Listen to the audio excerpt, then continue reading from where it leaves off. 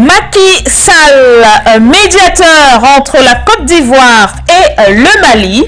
Donc, de façon officielle, le président de l'Union africaine a séjourné quelques heures à Bamako. Objectif rendu public, visite d'amitié et de bon voisinage.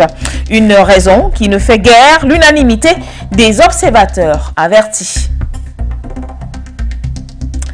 Vladimir Poutine et Kim Jong-un préparent-ils un missile politique? La question est donc dans les esprits de pratiquement tous les observateurs avertis, et ce depuis le lundi 15 août à l'occasion de l'anniversaire de la libération de la péninsule coréenne. Les deux homologues se sont alors parlé par lettres interposées avec un même message que les relations bilatérales entre la Corée du Nord et la Russie devraient tout simplement être renforcées. Mesdames, Messieurs, bonsoir. Bienvenue sur For You Télévision. Bienvenue à cette nouvelle édition, on va le dire édition New Look de votre grand journal. Nous démarrons cette édition avec effectivement ce qui fait l'actualité donc dans le monde. La Russie et bien sûr la Corée du Nord qui ont donc décidé de renforcer leurs différentes relations. Moscou et Pyongyang communiquent donc par lettre interposée, car dans une lettre adressée à Kim Jong-un, Vladimir Poutine estime qu'une coopération renforcée entre Moscou et Pyongyang serait donc dans l'intérêt des deux pays.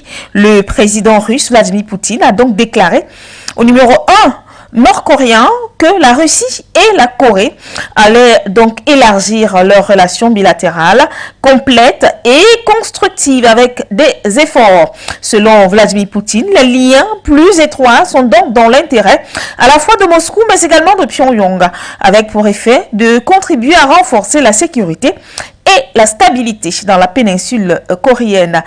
Kim Jong-un a également envoyé une lettre à Vladimir Poutine dans laquelle il a rappelé que l'amitié entre la Russie et la Corée du Nord ont donc été forgées lors de la Seconde Guerre mondiale avec la victoire sur le Japon qui avait alors occupé cette même péninsule coréenne. La coopération stratégique et tactique, le soutien et la solidarité entre les deux pays ont donc depuis atteint un nouveau niveau grâce à leurs efforts communs pour contrecarrer les menaces et les provocations des forces militaires hostiles. N'a pas identifié les forces justement hostiles, bien qu'elles utilisent généralement ce terme pour désigner les États-Unis et leurs alliés. Et donc, pour commenter cette actualité, nous sommes allés retrouver M. Sébastien Perimoni, analyste politique et par ailleurs l'auteur de ce livre à succès, Voir l'Afrique avec les yeux du futur. Bonsoir à vous, Sébastien Perimoni, et merci d'avoir accepté notre invitation. Bonsoir à vous, merci de l'invitation et bonsoir à tous les auditeurs. Alors, Sébastien Perimoni, lorsqu'on voit un rapprochement entre le président Vladimir Poutine, mais également de l'autre côté le président Kim Jong-un, ce sont deux personnes, deux présidents du monde qui très souvent, lorsqu'on prononce leur nom, ça fait peur. Alors, quand ces deux personnes décident de se rapprocher, ne serait-ce que par lettre interposée, qu'est-ce qui peut bien se préparer derrière tout cela? Et ça fait encore plus peur, j'entends, du point de vue des Occidentaux, de l'OTAN et des nations et des États-Unis d'Amérique. En effet, ce sont deux régimes autoritaires, comme ils les appellent, de deux ennemis. Et après, si on regarde sur le fond, c'est une mauvaise nouvelle dans le sens où on va de plus en plus vers une escalade, une internationalisation du conflit. Et ce matin, pour preuve de ça, vous avez Henry Kissinger, je ne sais pas si vous l'avez vu, Henry Kissinger, qui pourtant est la personne qui a créé et lancé le plus de guerres dans le monde depuis 50 ans, depuis les années Nixon, qui lui, aujourd'hui, à 99 ans, fait une tribune dans le Wall Street Journal en train de dire, voilà, nous sommes au bord d'une guerre réelle contre la Russie et la Chine. Et il avoue que c'est en partie de la faute des États-Unis qui ont provoqué, si vous voulez, la situation dans laquelle on se trouve aujourd'hui. Donc même Henry Kissinger, vous voyez, qui était un des plus va-t-en guerre aux États-Unis, est en train de reconnaître qu'on est allé trop loin, entre guillemets, et qu'aujourd'hui on est dans une menace réelle de guerre internationale. Après, si on se pose du côté russe, évidemment, dans le cadre de sa position, elle cherche évidemment des alliés par rapport à sa position anti-OTAN, anti-États-Unis. Voilà. Et de ce point de vue-là, le soutien de la Corée du Nord est un point positif dans la stratégie militaire russe. Mais c'est pas nouveau, vous savez. Il faut savoir que déjà en juillet de cette année, l'ambassadrice de la République autoproclamée du Donetsk avait reçu la lettre de la Corée du Nord qui reconnaissait en fait la République du Donetsk comme une république indépendante. Donc déjà depuis juillet dernier, il y a des accords qui ont été passés entre l'ambassade de Russie en Corée du Nord et les républiques autoproclamées. On a parlé même de partenariat pour envoyer des ouvriers, par exemple, de Corée du Nord pour les travailler dans cette région. Donc il y a déjà depuis quelques semaines tout un dialogue entre la Corée du Nord et la Russie pour renforcer le front russe dans cette région. Donc ça, c'est peut-être un premier point.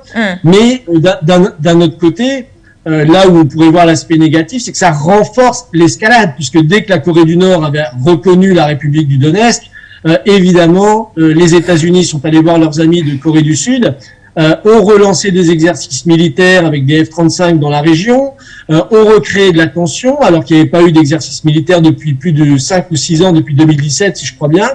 Donc, vous voyez, ceci alimente cela, et quelque part, on rentre, et comme je disais, même Henry Kissinger est obligé de le reconnaître, on rentre dans une escalade qui devient de plus en plus difficile à gérer, et où le moindre accident peut malheureusement faire dégénérer la situation. D'accord, alors une deuxième et dernière question pour vous libérer, Sébastien Périmoni. À vous écouter, est-ce que ce serait trop dire que la troisième guerre mondiale se prépare? On n'en a pas encore fini avec le conflit russo-ukrainien et qu'aujourd'hui, justement, la Corée du Nord et la Russie, voilà, voudraient. Ce ne sont que des souhaits qui ont été émis de part et d'autre. Pour moi, je vais être très clair, on est déjà entré dans un contexte de troisième guerre mondiale. À partir du moment où l'escalade est là, il y a des pays qui sont envahis. On sait les États-Unis ont envahi quasiment tous les pays du Moyen-Orient depuis les attentats du 11 septembre. Là, on a cette invasion de l'Ukraine par la Russie. On a des positions qui sont de plus en plus radicalisées des autres côtés. Et preuve en est, si vous voulez, qu'on rentre dans cette troisième guerre mondiale. Et c'est très intéressant parce que c'est sorti aujourd'hui dans le journal français, le journal Le Monde. Un article qui s'appelle Armée française, l'alerte des chefs d'état-major. Et vous avez eu des auditions, pas plus tard qu'il y a quelques mois, sur l'état de l'armée française qui devrait faire face à un conflit de haute intensité. Et là, je peux vous dire qu'on rigole bien, puisque le chef d'état-major français lui-même, qui s'appelle Thierry Bucard, lui-même déclare dans ce rapport: notre capacité à être une force expéditionnaire ne nous rend pas instantanément aptes à conduire une guerre de haute intensité.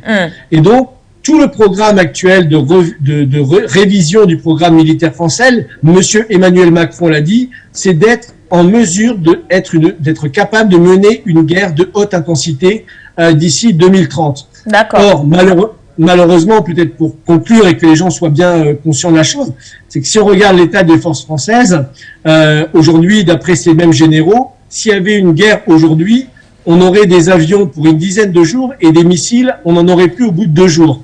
Donc, on n'est pas prêt pour une guerre de haute intensité. Par contre, aujourd'hui, ce qui est clair, c'est que tout se met en place pour que cette éventualité puisse arriver, on pourrait dire malheureusement.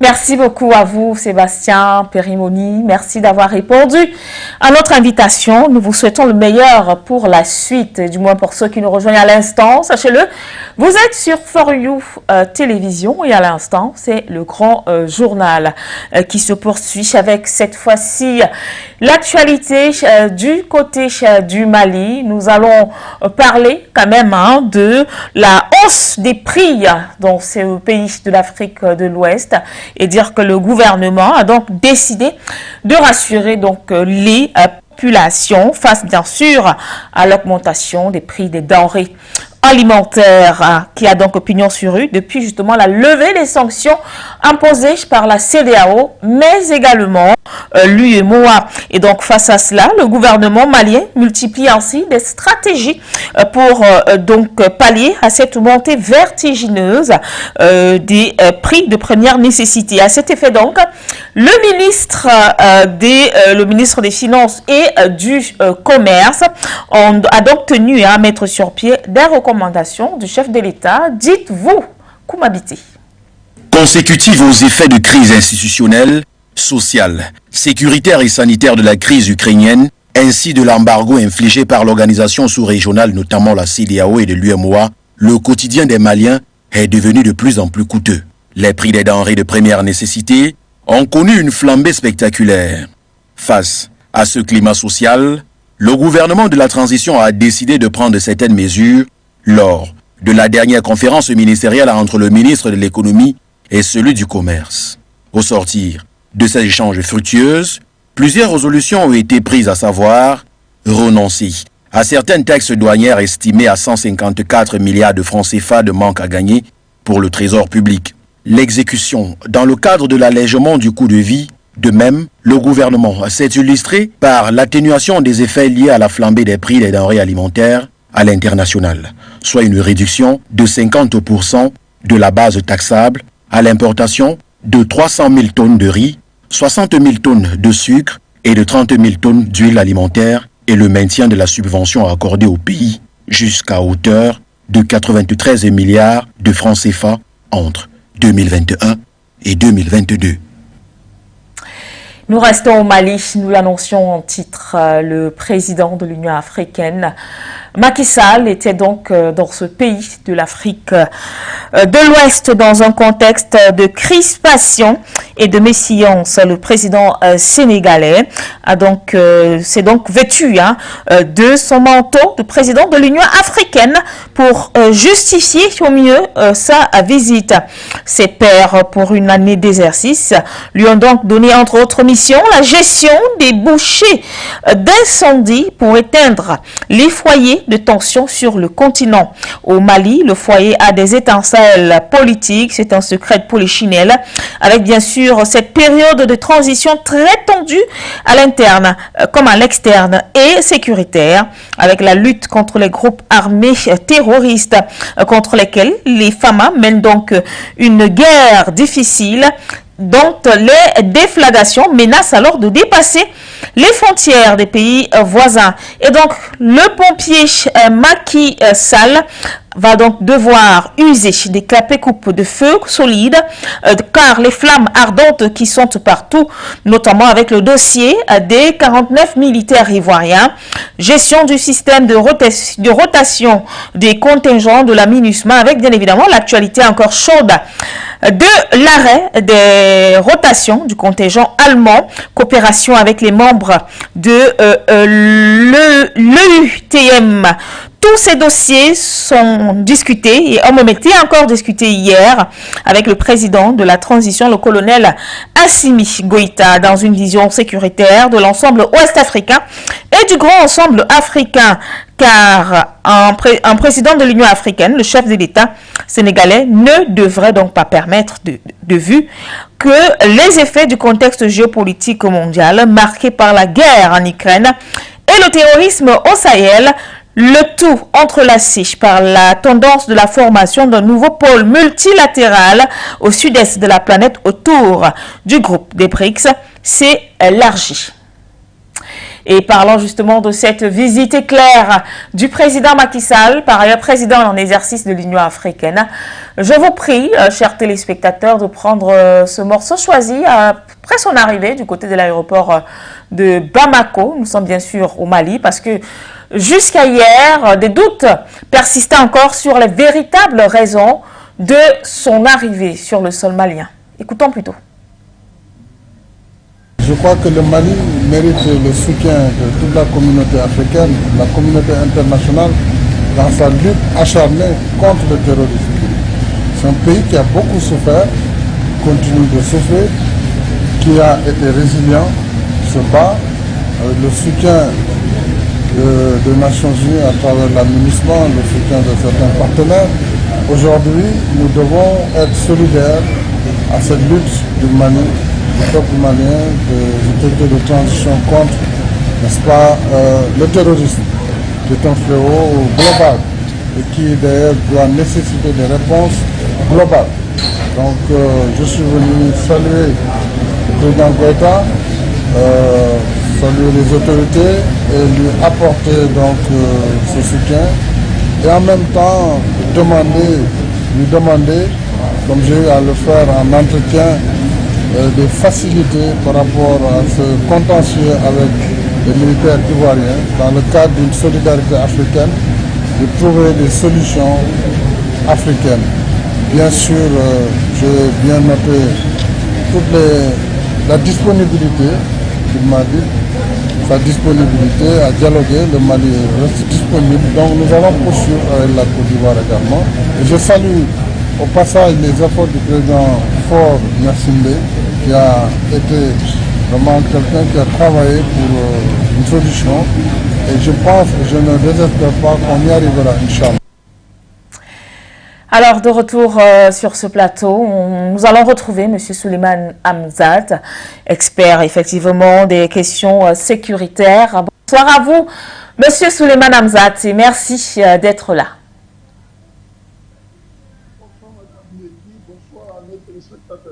D'accord. Alors, vous êtes certainement au courant de cette actualité qui, depuis hier, n'a de cesse justement d'être discutée ou encore qui fait les choux gras dans plusieurs rédactions, mais également certains QG. Alors, je vais commencer.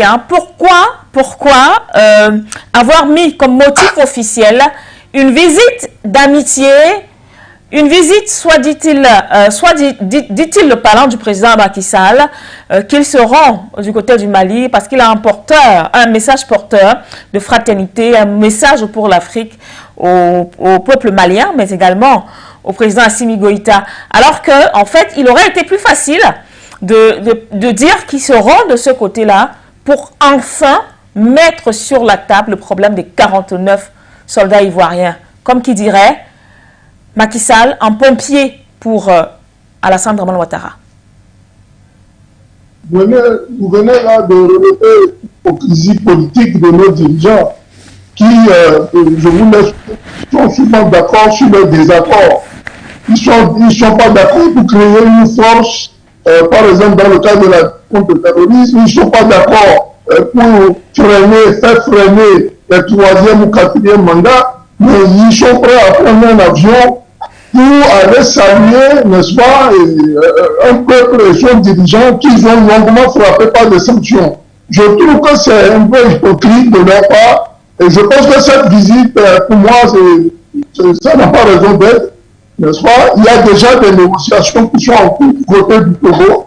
Certes, les premières discussions n'ont pas été dans le sens voulu par, n'est-ce pas, la médiation togolaise, mais il faut noter que le débat n'est pas terminé, les discussions sont toujours ouvertes, et nous prions d'ailleurs que le président Macky Sall aille plutôt dans la visée du président togolais que de vouloir en rajouter, quitte à aller réveiller d'autres velléités ténébreuses dont je ne cite pas ici les noms. Alors, M. Souleymane Hamzat, au lieu justement d'effectuer ce voyage, moi je l'appelle un voyage éclair, est-ce qu'il n'aurait pas été préférable, vu qu'il y avait déjà un médiateur qui s'est proposé, qui est le président Faure Gnassingbé, est-ce qu'il n'aurait pas été mieux quand même pour le président Macky Sall de passer par M. Faure Gnassingbé, qui avait déjà engagé justement ces négociations d'entente entre les deux pays? Il y a une manière, n'est-ce pas, de faire qui n'est pas catholique de nos chefs d'État. Vous voyez déjà, il y a pas une certaine hiérarchie. On le voit bien, c'est assez clair pour nous, dans la manière de gérer les problèmes au niveau de l'Afrique. En tant que président de l'Union africaine, je pense que la priorité revient en premier, n'est-ce pas, à celui-là de la sous-région, qui est celui-là de la CEDEAO, qui aurait pu effectuer le voyage avant que lui-même, en tant que président de l'Union africaine, ne se déplace. Mieux, ils ont un négociateur, celui-là qui est le président togolais, qui d'ailleurs fait un rôle vraiment de titan, pour amener la paix dans la sous-région. Il faut saluer son initiative d'ailleurs qui a concouru à lever d'abord les sanctions, comme nous savons. Et si aujourd'hui il se propose dans le cadre de ramener la paix au niveau de ce que nous pouvons appeler le problème ivoiro-malien, à savoir les 49 soldats, il faille que le chef d'État prenne la pointe des initiatives. Il ne faut pas attendre que le torchon brûle avant de venir maintenant au secours, n'est-ce pas, du peuple malien. Mais je voudrais vous relever quelque chose ici très rapidement. C'est qu'il faut constater qu'avant même que le président Macky Sall ne fasse ce développement, ce voyage, j'allais dire, le président Ambalo, qui est le président de la CEDEAO, s'était déplacé pour Dakar. Il y a eu des entretiens autour desquels, d'ailleurs, n'ont pas scruté toutes les vérités qui ont été dites entre eux, mais il faut aussi relancer, n'est-ce pas, cette réflexion-là, ou cette proposition qui était venue en amont par le président Ambalo, de créer une force anti-putsch. Est-ce qu'il y a des velléités, n'est-ce pas, de récidive qui continuent et qui ne disent pas le nom? Nous nous posons des questions et nous pensons que l'avenir finira par nous donner raison que la France continue à travers des manœuvres que nous ne voulons pas citer ici, de citer un certain nombre d'États à tenter de courir le compte contre le Mali. Mais il ne faudrait pas aussi oublier que les deux chefs d'État ont évoqué la possibilité d'aller en Ukraine. Ouais. Ils n'ont pas été attaqués par le peuple de la CEDEAO, encore moins par le peuple africain, et donc, par conséquent, ils seront responsables devant l'histoire des déconvenus qui en découleraient. Alors, pour sortir, M. Souleymane Hamzat, c'est clair que l'un des premiers conseils qu'on pourrait être, qui sommes-nous pour justement prodiguer des conseils au peuple malien, mais on sait quand même que c'est un appel à beaucoup de vigilance avec tout ce qui est en train de se passer, car pour une visite de 3 heures de temps, certainement il y en aura d'autres, cette fois-là, peut-être avec un agenda bien défini. Alors, en définitive, à quoi doit s'attendre le peuple malien aujourd'hui, mais également le colonel Assimi Goïta? À mon avis, venant du président Ambalo, du président de l'Union africaine, pas grand chose, mais plutôt du côté de la médiation togolaise. Et d'ailleurs, j'ai pour habitude de dire que pour frapper son ennemi, il vaut mieux l'approcher. Donc, l'arrivée du président Macky Sall, qui d'ailleurs antérieurement faisait partie de ceux-là qui, toniquement, ont bombardé le Mali de sanctions, devait attirer l'attention des analystes politiques, économiques et stratégiquement géomilitaires et politiques. Je dis bien géomilitaires et politiques, sur l'objet de cette visite-là. Moi, cette visite-là, je ne la sens pas du tout. C'est une moutarde qui ne dit pas son nom, n'est-ce pas? Espérons que, disons, l'odeur monte et que nous sachions profondément qu'est-ce qui se cache derrière tout ça. Aller en Ukraine sans avoir eu l'aval, n'est-ce pas, ne serait-ce que de nos parlements de la sous-région, maintenant se proposer dans une crise qu'on aurait pu chercher à régler depuis des mois, des années, venir maintenant saluer un peuple qui était là debout, je pense que c'est un non-événement. Et cette visite-là, moi, je l'inscris dans les poubelles de l'histoire.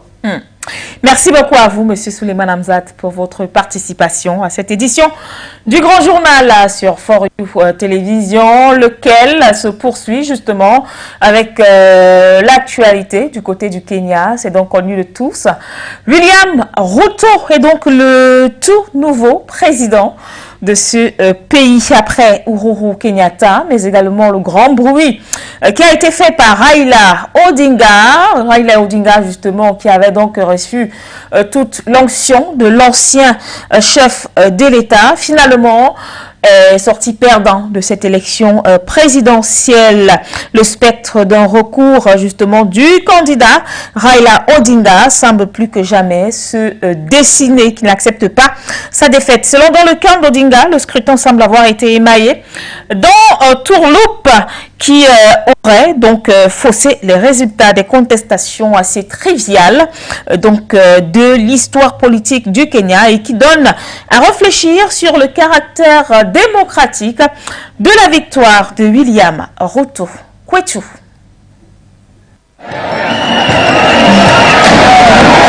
Scène de chaos au sein de la commission électorale du Kenya ce 15 août. L'on est à quelques minutes après la promulgation des résultats de l'élection présidentielle.